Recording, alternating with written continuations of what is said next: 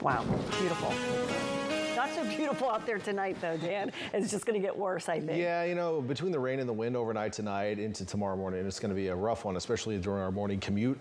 So let's talk about the wind to start off with, and we'll go straight to our future track winds here. Wind will keep increasing overnight. Now, we've had several wind events so far this year. Obviously, we think back into December, where we had the big wind events with the Monterey Peninsula and to some extent Santa Cruz County. And then we've had two so far in the last 2 weeks where we've had some wind damage.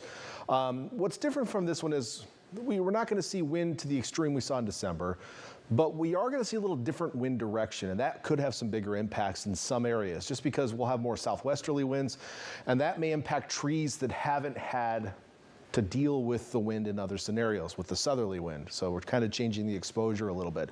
So we may continue to see some additional power outages even though we don't have the wind speeds that we might have had in a stronger event, for example. So here's Future Track by midnight tonight, showing some of the stronger winds beginning to reach places like Santa Cruz, I should say.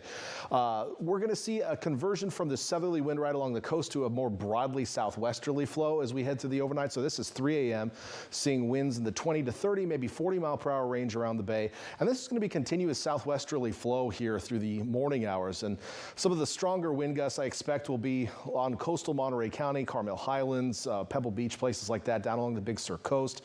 And these are areas that I think are more prone to power outages.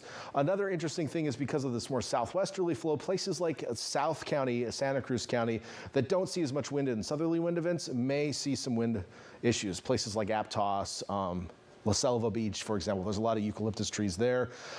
Even Watsonville will have wind that you might not get during a southerly wind event. So areas that haven't seen a lot of wind this year might get some spots here with some of those gustier winds. On top of that, a lot of wind over our inland mountains with this, especially in the Diablo range. Now, once the cold front comes through, we'll see some reduction in wind, so that should be somewhere between 6 and 9 a.m. Notice the wind speeds have kind of dropped off here, especially along the coast. But with that said, we're going to be continuing to stay in the southwest flow throughout the day tomorrow, and occasionally those winds will pick back up again. And on top of that, after our cold front comes through, we'll have a chance of showers and thunderstorms. Those could in turn also have some localized stronger wind gusts with them. So the main event's going to be tomorrow morning, probably between 3 and 9 a.m., but there may be some isolated incidences afterward where we see some of those strong and gusty winds that could create some additional damage. Ultimately, late tomorrow night into Friday morning, we'll see the winds start to die down. We'll see that here pretty much after midnight tomorrow night. So we got a lot of wind coming through tomorrow. Most of it's going to be early in the day, but it may occasionally be stronger later in the day as well. As far as the rain is concerned, well, it is just going to keep going in the coastal mountains through the overnight hours. And in those areas, we'll see moderate rainfall rates, occasionally heavy rainfall rates. Elsewhere around the bay, you're going to be more in the light to moderate category throughout the overnight. There'll be times when it gets a little bit thicker. By 3 a.m., we really see that kind of filling in here around the bay. And notice how heavy it gets in those coastal mountain areas, right? We'll also be dealing with some rain shadowing in some of our interior valleys, so places like Salinas, King City, Greenfield may not get as much rain as other areas because of that. But the cold front probably coming in around 5 or 6 a.m. So latest model showing this heavier rainfall associated with that as it passes through. That will really push those higher rainfall rates up, which is going to lead to probably some street flooding. In Santa Cruz County, really most of our cities in Santa Cruz County, maybe even Salinas, the Monterey Peninsula, Hollister, the Santa Clara Valley, a lot of these areas people are going to be commuting through will have a lot of water on roadways tomorrow morning. So if the water's across the roadway, if you can't see the roadway, don't drive through that. You don't know how deep it is. You don't want to be a rescue story tomorrow. Now, this isn't going to be catastrophic flooding, but there are going to be a lot of places where we have ponding on the roadways, where we have some roadway flooding tomorrow during that morning commute. Our highways to the Santa Cruz Mountains are going to be pretty messy. We have the potential for some river flooding. That will peak probably mid to late morning in the Santa Cruz Mountains.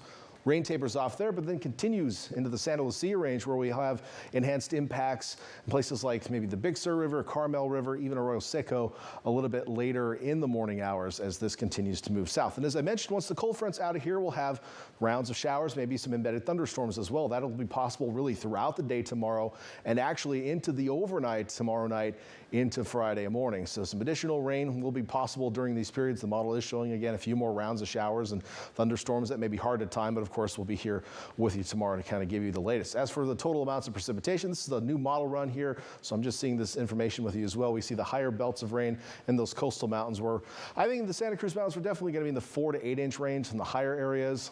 Santa Lucia range, we'll probably see some of our peaks, places like Mining Ridge, maybe even above that 8-inch marker. So a lot of rain in the coastal mountains. That's going to be where our biggest stresses are. But cities around the bay probably getting 1 inch, 2 inches, maybe in some cases on the north side of the bay could be a little bit higher than that, closing in on 3 inches in places like Santa Cruz. The other big part of this storm, which we won't see necessarily early tomorrow, is the swells. We've got a pretty big area of potent low pressure out there. It is making some big swells. They will be arriving late tomorrow and into Friday. We see swells offshore 2 a.m. Friday at about 20 feet almost. So some big swells. That is going to lead to some major breakers on our coast, especially west-facing beaches, which could be up to 45 feet. Enormous waves. Damaging waves potentially here across the region into Friday, so please be careful out there. Here's a look at that 7-day forecast. Again, stormy tomorrow, showers lingering early Valentine's Day, then probably clearing out by late afternoon. Dinner plans should be okay. Heading to the weekend, pretty comfortable temperatures on the coast. We'll be back in the 60s. There is a weak system that's going to pass by to the north on Sunday. Could yield a couple of light showers, but I don't think it's going to be a major impact for us. And much of next week is looking pretty dry and mild for the most part. Inland areas also. Tomorrow's really the big day, of course. Tune in to Wake Up before you head out the door tomorrow morning. Erica will have the latest on road conditions, any alerts that are in place, and there will be alerts in place. We already have them in place tonight. And of course, we'll be with you all day tomorrow. You can also download the KION Weather Authority app to make sure those alerts are sent straight to your phone.